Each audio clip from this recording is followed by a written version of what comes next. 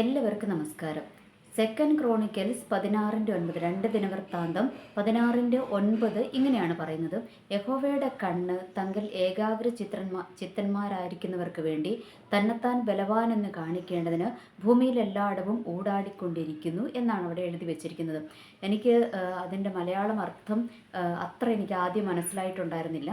പിന്നെ ഞാൻ അതിൻ്റെ ഇംഗ്ലീഷ് വേർഷനിലോട്ട് പോയി കഴിഞ്ഞപ്പോഴാണ് അത് കുറച്ചും കൂടെ ബ്യൂട്ടിഫുള്ളായിട്ട്, കുറച്ചും കൂടെ നമ്മൾക്ക് മനോഹരമായിട്ട് അത് മനസ്സിലാക്കുവാനായിട്ട് കഴിഞ്ഞത്. അപ്പോൾ നമ്മൾ മനസ്സിലാക്കേണ്ട ഒരു കാര്യമുണ്ട്. യഹോവയുടെ ദൃഷ്ടി തങ്ങൾ ഏകാഗ്ര ചിത്രന്മാരായിരിക്കുന്നവർക്ക് വേണ്ടി തന്നെത്താൻ ബലവാനെന്ന് കാണിക്കേണ്ടതിന് യഹോവയുടെ ദൃഷ്ടി ഭൂമിയിലെല്ലായിടവും ഊടാടിക്കൊണ്ടിരിക്കുകയാണ് എന്ന് വെച്ചാൽ അതിൻ്റെ അർത്ഥം യഹോവയുടെ ദൃഷ്ടി എന്താണ്? യഹോവയുടെ കണ്ണ് ഭൂമിയിലെല്ലായിടവും നോക്കിക്കൊണ്ടിരിക്കുക. ആരെയാണ് നോക്കുന്നത്? തങ്ങൾ ഏകാഗ്ര ചിത്രന്മാരായിരിക്കുന്നത് എന്ന് വെച്ചാൽ ദൈവത്തിൽ ഏകാഗ്രതയോടെ ആശ്രയിച്ചിരിക്കുന്ന ആരെങ്കിലും ഉണ്ടോ എന്ന് യഹോവയാം ദൈവത്തിൻ്റെ കണ്ണ് ഭൂമിയിൽ മുഴുവൻ ചുറ്റി സഞ്ചരിച്ചു കൊണ്ടിരിക്കുക. എന്നിട്ട് എന്തിനു വേണ്ടിയിട്ടാണ്? തന്നെത്താൻ ബലവാനെന്ന് കാണിക്കും. ദൈവം ബലവാനാണെന്ന് ആ ഏകാഗ്രതയോടെ ദൈവത്തെ അന്വേഷിക്കുന്നവൻ്റെ മുൻപിൽ വെളിപ്പെടുത്തുവാൻ വേണ്ടിയിട്ട് ദൈവം നോക്കിക്കൊണ്ടിരിക്കുകയാണെന്ന്. അല്ലേ? എത്ര മനോഹരമായൊരു വചനമാണല്ലേ. ഇത് ദൈവം എന്നോട് ഇടപെട്ട ഒരു വചനമാണിത്. അപ്പോൾ അത് ഇടപെട്ടതെന്ന് വെച്ചാൽ ഞാനിങ്ങനെ വീഡിയോ എടുക്കുമ്പം ദൈവത്തോട് പ്രാർത്ഥിക്കും, ദൈവമേ എന്തെങ്കിലും ഒരു ഇന്നത്തെ ടോപ്പിക്സ് എനിക്ക് തരണമെന്ന് ഞാനിങ്ങനെ പ്രാർത്ഥിക്കാറുണ്ട്. അപ്പോൾ എനിക്ക് ഇന്ന് അങ്ങനെ പ്രാർത്ഥിച്ചപ്പോൾ ദൈവം എനിക്ക് തന്നെ, എപ്പോഴും ഒന്നും അങ്ങനെ പ്രാർത്ഥിച്ചിട്ടല്ല, എന്നാൽ ഇടയ്ക്കിടയ്ക്കൊക്കെ ഞാനങ്ങനെ പ്രാർത്ഥിക്കുമ്പോൾ ദൈവം എനിക്ക് തരാറുണ്ട്. അപ്പോൾ അങ്ങനെ എനിക്ക് തന്നതാണ്. അപ്പോൾ എനിക്ക് തോന്നുന്നു അത് നമ്മൾക്ക് എല്ലാവർക്കും കൂടെ ദൈവം തന്നിരിക്കുന്നത്, അല്ലേ? കേൾക്കുന്നവർക്കും എനിക്കും ഉൾപ്പെടെ നമ്മൾക്ക് എല്ലാവർക്കും ദൈവം തന്നിരിക്കുന്ന വചനമാണ്. അപ്പോൾ ദൈവത്തിൽ നമ്മൾ പൂർണ്ണ ഹൃദയത്തോടെ ആശ്രയിച്ചിരിക്കുവാണെങ്കിൽ എന്താണ്? ദൈവം നമ്മളുടെ വിഷയങ്ങളിൽ ബലവാനാണ്. അത് നിവർത്തിച്ചു തരുവാൻ, അതെന്ത് വിഷയമാണെങ്കിലും അത് നിവർത്തിച്ചു തരുവാൻ ദൈവം ബലവാനാണ് എന്നാണ് ദൈവം അവിടെ പറഞ്ഞു വെച്ചിരിക്കുന്നത്. എന്ന് വെച്ചാൽ നമ്മൾ മറ്റൊന്നിലും ആശ്രയിക്കാൻ പോകരുത്. പലപ്പോഴും നമ്മളിൽ ആശ്രയിക്കാറുണ്ടല്ലേ. എന്ന് വെച്ചാൽ നമ്മൾക്ക് ചെയ്യാൻ പറ്റുന്നതിൻ്റെ പരിധി വിട്ട് കഴിയുമ്പോഴാണ് നമ്മൾ പലപ്പോഴും ദൈവത്തിലോട്ടങ്ങ് ആശ്രയിക്കാൻ പോകുന്നത്, അല്ലേ?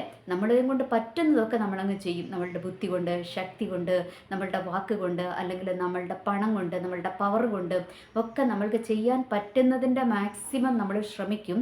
എന്നിട്ടത് നടക്കാതെ വരുമ്പോഴാണ് നമ്മൾ എന്ത് ചെയ്യുന്നത്? പലപ്പോഴും ദൈവത്തിൽ ആശ്രയിക്കുന്നതല്ലേ.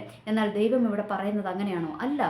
ഏകാഗ്രതയോടെ ദൈവത്തെ അന്വേഷിക്കുന്നതിന് എന്ന് വെച്ചാൽ സ്വന്തം പവറിലോ മറ്റുള്ളവരുടെ പവറിലോ ഒന്നും ആശ്രയിക്കരുത്. സ്വന്തത്തിലോ മറ്റുള്ളവരിലോ ആശ്രയിക്കാതെ ദൈവത്തിൽ മാത്രം സദാസമയവും ദൈവത്തിൽ മാത്രം ആശ്രയിച്ചിരിക്കുന്ന ഒരു വ്യക്തിയാണ് ദൈവം നോക്കുന്നതെന്ന്. അങ്ങനെയുള്ള വ്യക്തികളുണ്ടെങ്കിൽ അവർക്ക് വേണ്ടി ദൈവം ഇറങ്ങി വന്ന് പ്രവർത്തിക്കുമെന്നാണ് പറഞ്ഞിരിക്കുന്നത്. എന്ന് വെച്ചാൽ ദൈവത്തിൻ്റെ ആ ഒരു സർവ്വബലത്തോടെ ദൈവം ഇറങ്ങി വരും. ആ ബലത്തോടെ ദൈവം വന്ന് പ്രവർത്തിക്കുമെന്നാണ് ഇവിടെ പറഞ്ഞിരിക്കുന്നത്. അപ്പോൾ ഈ ഒരു വചനഭാഗം കിടക്കുന്നത് സെക്കൻഡ് ക്രോണിക്കൽസിനകത്ത്. നമ്മൾക്കറിയാം യഹൂദ രാജാവായ ആസ. അപ്പോൾ പുള്ളിക്ക് ദൈവം ഒത്തിരി അനുഗ്രഹം കൊടുത്തിരുന്നു.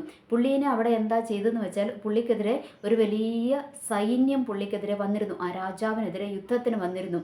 അപ്പോൾ അവരെ ദൈവം എന്ത് ചെയ്തു?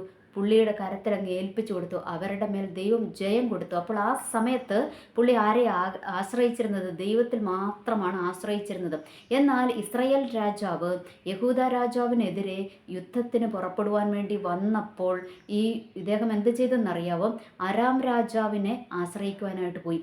ആശ്രയിക്കുവാൻ പോയതിൻ്റെ കാരണം അദ്ദേഹം എന്താ പറയുക, അവരുടെ ദേവാലയത്തിൻ്റെ അകത്തുണ്ടായിരുന്ന സ്വർണവും കാര്യങ്ങളും ഒക്കെ എടുത്ത് കാഴ്ചയായിട്ട് ആർക്ക് കൊടുത്തു വിട്ടു? ഈ അരാം രാജാവിന് കൊടുത്തു വിട്ടു. എന്നിട്ട് കൊടുത്തു വിട്ടിട്ട് പുള്ളിയോട് പറഞ്ഞു, നീ എന്നെ സഹായിക്കണം, കാരണം ഇന്ന പോലെ ഈ ഇസ്രായേൽ രാജാവ് എനിക്കെതിരെ വരികയാണ്, അപ്പോൾ നീ അവനെ ഒന്ന് പേടിപ്പിക്കണം എന്ന് പറഞ്ഞ് പുള്ളിയുടെ അടുത്ത് റെക്കമെൻഡേഷൻ ചെന്നു. അപ്പോൾ അരാം രാജാവ് അങ്ങനെ തന്നെ ചെയ്യുവാനായിട്ട് പോയി. പക്ഷേ ഇത്ര സംഭവം ഇവിടെ നടന്നു കഴിഞ്ഞപ്പോഴത്തേനും ഇവിടെ എന്താ സംഭവിച്ചതെന്നറിയാവോ? യഹോവയാം ദൈവം തൻ്റെ പ്രവാചകനെ അങ്ങോട്ട് അയച്ചു. ആരുടെ അടുത്തോട്ട് അയച്ചു? യഹൂദ രാജാവിൻ്റെ അടുത്തോട്ട് അയച്ചു. എന്നിട്ട് അയച്ചിട്ടാണ് പറഞ്ഞത്. അന്നേരം ആ പ്രവാചകൻ പറഞ്ഞതാണ് ഈ വചനം എന്ന് പറയുന്നത്. അപ്പോൾ അവിടെ എന്താണ്? ഓൾറെഡി ഈ പുള്ളീനെ കൊണ്ട് എന്ത് പറ്റത്തില്ല. യഹൂദ എന്ന് പറയുന്ന ഒരു കൊച്ചു രാജ്യമായിരുന്നു. അപ്പോൾ ഈ കൊച്ചിടത്ത് ഇന്നും ഇസ്രയേൽ മൊത്തത്തോടെ എടുത്താലല്ലേ, അന്ന് ഇസ്രയേലും യഹൂദയും എന്ന് പറഞ്ഞ് രണ്ടായിട്ട് തിരിഞ്ഞായിരുന്നു ഭരണം. അപ്പോൾ ഇന്ന് ഒരു കൊച്ചു രാജ്യം തന്നെയാണ്. പക്ഷേ ഇന്ന് ആ കൊച്ചു രാജ്യത്തെ തോൽപ്പിക്കുവാൻ ആർക്ക് കഴിയുന്നില്ല, ആർക്കും പറ്റുന്നില്ല അല്ലേ. എല്ലാവരും അവരുടെ മുൻപിൽ മുട്ടുമടക്കുകയാണ്. കാരണം എന്താണ്? ദൈവത്തിൻ്റെ ബലം അവരോട് കൂടെ ഉള്ളതുകൊണ്ട് അല്ലേ. എന്ന് പറയുന്നത് പോലെ അന്നും ഇങ്ങനെ തന്നെയായിരുന്നു. ദൈവത്തിൻ്റെ ബലം അവരോട് കൂടെ ഉണ്ടായി ആ ഒരു കൊച്ചു രാജ്യത്തെ ദൈവം വിടുവിച്ചു. പക്ഷേ ഇത് അറിഞ്ഞ ആ രാജാവ് എന്ത് ചെയ്തു? അടുത്ത വിഷയം വന്നപ്പം പുള്ളി എന്ത് ചെയ്തു? ജയമൊക്കെ അങ്ങ് കഴിഞ്ഞപ്പോഴത്തേക്കും ദൈവത്തെ അങ്ങ്, ഞാൻ ഇന്നലത്തെ വീഡിയോയിൽ പറഞ്ഞതുപോലെ, ദൈവത്തെ നമ്മൾ എങ്ങോട്ട് മാറ്റി നിർത്തി? സെക്കൻഡറി ആയിട്ട് അങ്ങ് മാറ്റി നിർത്തി. എന്നിട്ട് പുള്ളി എന്ത് ചെയ്തു? പുള്ളിയെ വേറൊരു രാജാവിനെ, വലിയ ബലമുള്ളൊരു രാജാവിനെ ആശ്രയിക്കുവാനായിട്ട് പോയി. അവസാനം അതും കൂടെ പുള്ളിക്ക് എന്തായി? കെണിയായിട്ട് തീർന്നുവെന്നും അവിടെ നമ്മൾക്ക് മനസ്സിലാക്കുവാനായിട്ട് കഴിഞ്ഞു. അപ്പോൾ അവിടെയാണ് ദൈവം പ്രവാചകനിലൂടെ ഈ വചനം പറഞ്ഞിരിക്കുന്നത്. അപ്പോൾ ഓർക്കുക, നമ്മളുടെയൊക്കെ ജീവിതത്തിലല്ലേ, നമ്മളുടെയൊക്കെ ജീവിതത്തിൽ എന്താണ്, നമ്മൾ എന്ത് വിഷയങ്ങൾ വന്നു കഴിയുമ്പോഴും നമ്മൾ എന്ത് ചെയ്യണം? നമ്മൾ ദൈവത്തിൻ്റെ കരത്തിലോട്ട് ഏൽപ്പിച്ചു കൊടുക്കണം. നമ്മൾക്ക് തോന്നും, ഓ ആ വ്യക്തി ഒന്ന് റെക്കമെൻഡ് ചെയ്താൽ, അല്ലെങ്കിൽ ഈ വ്യക്തി ഒന്ന് റെക്കമെൻഡ് ചെയ്താൽ, നമ്മളൊക്കെ അങ്ങനെയല്ലേ, ഏതെങ്കിലും രാഷ്ട്രീയ നേതാവിനെ ഒന്ന് പിടിക്കും, അല്ലെങ്കിൽ ഏതെങ്കിലും ഒരു എന്താ പറയുക തലപ്പത്തിരിക്കുന്നവനെ ഒന്ന് പിടിക്കും, എന്നിട്ട് അവരോട് പറയും ഒന്ന് റെക്കമെൻഡ് ചെയ്യണം. അത് കുഞ്ഞുങ്ങളുടെ അഡ്മിഷൻ ആണെങ്കിൽ, അല്ലെങ്കിൽ ഏത് വിഷയം വന്നാലും നമ്മൾ എന്ത് ചെയ്യും? ഇനി ഈവൻ എന്തിനേറെ പറയുന്നു, ഹോസ്പിറ്റലുകളിൽ പോയാൽ പെട്ടെന്നൊരു ടോക്കൺ കിട്ടാൻ വേണ്ടിയിട്ടും അവിടെ നമ്മൾക്ക് പരിചയമുള്ള ആരെങ്കിലും ഉണ്ടെങ്കിൽ അവരുടെ ഒരു റെക്കമെൻഡേഷന് ശ്രമിക്കുന്നവരുണ്ട് അല്ലേ. ഏത് വിഷയത്തിലും നമ്മൾ എന്ത് ചെയ്യും? ഒരു റെക്കമെൻഡേഷൻ ആളെ തേടും. എന്തിനാ തേടുന്നത്? നമ്മൾക്ക് ദൈവത്തിലല്ല ആശ്രയം, പകരം നമ്മൾ ആ വ്യക്തികളിൽ ആശ്രയിക്കുന്നത് അല്ലേ. ഇന്ന് പറയുന്നത് പോലെ നമ്മളുടെ ജീവിതത്തിലും നമ്മൾ എന്ത് ചെയ്യണം? ഫുള്ള് ദൈവത്തിൽ മാത്രം അങ്ങ് ആശ്രയിക്കുക. ദൈവത്തിൽ മാത്രം ആശ്രയിച്ച് കഴിയുമ്പോൾ എന്താ പറ്റുന്നതെന്നറിയാവോ? ദൈവം ആ ബലത്തോടെ നമ്മൾക്ക് വേണ്ടി ഇറങ്ങി വന്ന് അങ്ങ് പ്രവർത്തിക്കുമെന്നാണ് ഈ വചനത്തിലൂടെ ദൈവം പറഞ്ഞിരിക്കുന്നത്. ഓർക്കുക, പഴയ നിയമത്തിലെയും പുതിയ നിയമത്തിലെയും ഓരോ വചനങ്ങളും ദൈവം നമ്മൾക്കും കൂടെ തന്നിരിക്കുന്നതാണ്. കാരണം അത് പഴയ നിയമ ഇസ്രായേലാണെങ്കിൽ നമ്മൾ ആരാണ്? പുതിയ നിയമ ഇസ്രായേലാണ്. മാറ്റമൊന്നുമില്ല കേട്ടോ. അപ്പോൾ എന്താണ് അത് അവർക്ക് കൊടുത്തിരിക്കുന്നത്? അതേപോലെയുള്ള വാഗ്ദത്തങ്ങൾ നമ്മൾക്കും കൂടെ അവകാശപ്പെട്ടതാണ്. അതുകൊണ്ടാണ് അബ്രാഹാം, പുതിയ നിയമത്തിലും അങ്ങനെ തന്നെ പറഞ്ഞിരിക്കുന്നത് അല്ലേ, അബ്രാഹമിൻ്റെ അനുഗ്രഹം. അതും ഒരു വീഡിയോ ഞാൻ ചെയ്തിട്ടുണ്ടായിരുന്നു. അപ്പോൾ പഴയ നിയമത്തിലും അബ്രാഹമിൻ്റെ അനുഗ്രഹം, പുതിയ നിയമത്തിലും അത് നമ്മൾക്ക് പറഞ്ഞിട്ടുണ്ട്, അബ്രാഹമിൻ്റെ അനുഗ്രഹം പറഞ്ഞിട്ടുണ്ട്. അപ്പോൾ ഓർക്കുക, ഈ വചനങ്ങളെല്ലാം നമ്മൾക്ക് തന്നിരിക്കുന്നതാണ്. അപ്പോൾ നമ്മൾ എന്ത് ചെയ്യണം? നമ്മളുടെ ബുദ്ധി കൊണ്ടോ ബലം കൊണ്ടോ ഒന്നും അല്ലേ നമ്മൾക്ക് ഒന്നും ചെയ്യാൻ പറ്റത്തില്ല. ഇനി നമ്മൾക്കറിയാം, ഈ ലോകത്തിലുള്ള ഏത് സിസ്റ്റത്തെ എടുത്തു നോക്കിയാലും അതൊന്നും പൂർണ്ണതയുള്ളതല്ല. എല്ലാത്തിനകത്തും എപ്പോഴെങ്കിലും മിസ്റ്റേക്കുകൾ വരാം, എപ്പോഴെങ്കിലും അതിനൊക്കെ എന്താ പറയുക പരാജയങ്ങൾ, പോരായ്മകൾ സംഭവിക്കാം. എന്നാൽ ഒരു പരാജയവും ഒരു പോരായ്മയും സംഭവിക്കാത്ത, ഒരു മിസ്റ്റേക്കും പറ്റാത്ത ഒരു ദൈവമാണ് നമ്മൾക്കുള്ളത്, നമ്മൾ ആരാധിക്കുന്ന ദൈവം. അതുകൊണ്ട് ആ ദൈവത്തിൻ്റെ ബലത്തിൽ മാത്രം നമ്മൾ ആശ്രയിച്ചു കഴിഞ്ഞാൽ നമ്മൾ തല കുനിക്കേണ്ടി വരത്തില്ല, നമ്മൾ മനുഷ്യൻ്റെ മുഖത്ത് നോക്കേണ്ടി വരത്തില്ല, നമ്മൾ അധികാരങ്ങളുടെ പുറകെ പോകേണ്ടി വരത്തില്ല. നമ്മൾ ദൈവത്തിൽ മാത്രം ആശ്രയിച്ചാൽ മതി. അത് എങ്ങനെ ആശ്രയിക്കണം? നമ്മളെ കൊണ്ട് പറ്റാത്ത കാര്യം വരുമ്പോഴല്ല, നമ്മളെ കൊണ്ട് പറ്റുന്നതെന്ന് നമ്മൾ വിചാരിക്കുന്ന കാര്യങ്ങളല്ലേ. ഈവൻ ഒരു നിസ്സാര കാര്യം പോലും നമ്മൾ വിചാരിക്കുമ്പോൾ ഇത് പറ്റും, ഇത് ഈസി, ഓക്കെ, ഇതങ്ങ് നടക്കുമെന്ന് വിചാരിക്കും. എന്നാൽ ചിലപ്പോൾ അതുപോലും നടക്കാത്ത സാഹചര്യങ്ങൾ എത്ര നമ്മളുടെ മുൻപിൽ വന്നിട്ടുണ്ടല്ലേ. ഒന്നും ചെയ്യാൻ പറ്റുന്നില്ല. ഒരൊറ്റ എക്സാമ്പിൾ ഞാൻ പറയാം. ഒരു 2-3 വർഷം മുൻപേ ഞാനൊരു കടയിൽ, ഞങ്ങൾ താമസിക്കുന്നതിൻ്റെ അടുത്തൊരു കടയിൽ ഞങ്ങൾ ഒരു മീൻ മേടിക്കാൻ വേണ്ടിയിട്ട് പോയി. അപ്പോൾ ഞാനൊരു മീൻ മേടിക്കാൻ പോയപ്പോൾ അവർ ഞങ്ങൾക്ക് ക്ലീൻ ചെയ്ത് തരും. അപ്പോൾ ക്ലീൻ ചെയ്ത് തരുന്നതിൻ്റെ അവിടെ ഞാൻ കുറച്ചിങ്ങനെ മാറി നിൽക്കുകയാണ്. അപ്പോൾ ഇദ്ദേഹം മീൻ ക്ലീൻ ചെയ്തുകൊണ്ടിരിക്കുക. 2 പേരുണ്ട്, എനിക്ക് തോന്നുന്നു അവർ 2 പേരും പാർട്ട്നേഴ്സാണെന്ന് തോന്നുന്നു. ഓക്കെ, അപ്പോൾ ഒരാൾ മീൻ ക്ലീൻ ചെയ്യുന്നു. അപ്പം ഞാനത് ക്ലീൻ ചെയ്യാൻ വേണ്ടിയിട്ട് ഞാനിങ്ങനെ മാറി നിൽക്കുകയാണ്. അപ്പോഴാണ് വേറൊരു വ്യക്തി, ഇപ്പം ഞാൻ മീൻ എടുക്കാൻ ചെന്നപ്പം ഈ ആൾ എൻ്റെ അടുത്ത് പറഞ്ഞു, ഒരു മീൻ എന്നോട് കാണിച്ചിട്ട് പറഞ്ഞു, ഈ മീൻ എടുത്തോ എന്ന് പറഞ്ഞു. അപ്പം ഞാൻ പറഞ്ഞു എനിക്കത് വേണ്ടെന്ന് പറഞ്ഞു. കാരണം എനിക്കൊരു സ്വഭാവമുണ്ട്, ഏത് കടകളിൽ ചെന്നാൽ ആ കടക്കാരൻ ഏതെങ്കിലും ഒരു സാധനം എടുത്തോ എന്ന് നിർബന്ധിച്ചാൽ ഞാനത് മേടിക്കത്തില്ല. കാരണം അതിനെന്തെങ്കിലും ഒരു വിഷയം ഉണ്ടാകുമെന്നാണ് എൻ്റെ ഒരു നിഗമനം. കാരണം ഇവരുടെ ഒരു കടയിൽ സാധനങ്ങൾ വെച്ചിരിക്കുന്നത് മുഴുവൻ അവരുടെ കടയിലുള്ള സാധനങ്ങളാണ്, അവരത് മുഴുവൻ സെയിൽ ചെയ്യാൻ വെച്ചിരിക്കുന്നതാണ്. പിന്നെ അതിനകത്ത് ഏതെങ്കിലും ഒരു സാധനം എടുത്തിട്ട് നമ്മൾ ഇതെടുത്തോ എന്ന് ഫോഴ്സ് ചെയ്യുന്നതിൻ്റെ പിന്നിൽ എന്തെങ്കിലും ഒരു കുനിഷ്ടുണ്ടാകുമെന്ന് എനിക്ക് മനസ്സിലായി. അതുകൊണ്ടാണ് ഇദ്ദേഹം എന്നെ നിർബന്ധിച്ചിട്ട് ഞാൻ ആ മീൻ മേടിച്ചില്ല. ഞാൻ വേറൊരു മീൻ സെലക്ട് ചെയ്ത് അത് മേടിച്ചു.